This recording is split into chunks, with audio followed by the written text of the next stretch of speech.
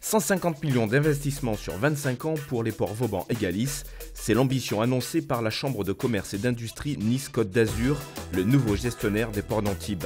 Depuis le 1er janvier 2017, avec l'arrivée à échéance des concessions de 50 ans, la ville a opté pour une gestion en délégation de services publics, un choix stratégique.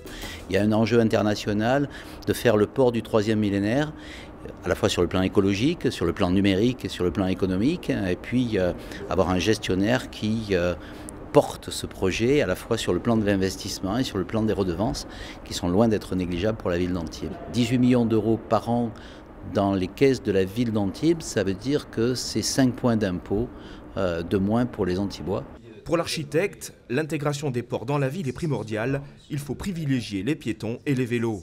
Bien que la voiture soit essentielle pour l'activité économique, il fallait restreindre sa présence en surface. Il y a déjà un parking souterrain qui a été réalisé, il y en a un second qui va l'être, pour pouvoir réduire la place des voitures en surface et du coup pour offrir de l'espace aux piétons, aux touristes, aux plaisanciers, à tous ceux qui veulent déambuler sur le port. On a proposé sur tout le parcours, la promenade que l'on peut faire à pied, celle qu'on peut faire à vélo, d'implanter des œuvres d'art qui parlent de la Méditerranée, qui parlent de la plaisance, des bateaux, qui parlent du port. Dès 2017, la première tranche des travaux démarre.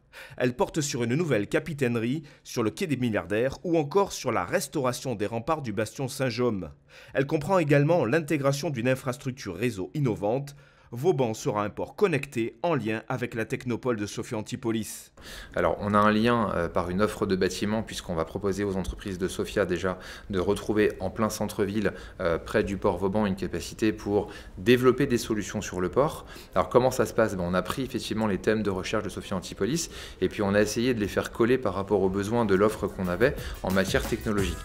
En attendant que la technopole du yachting voie le jour, le port Galice et le port Vauban entament dès cette année leur transformation.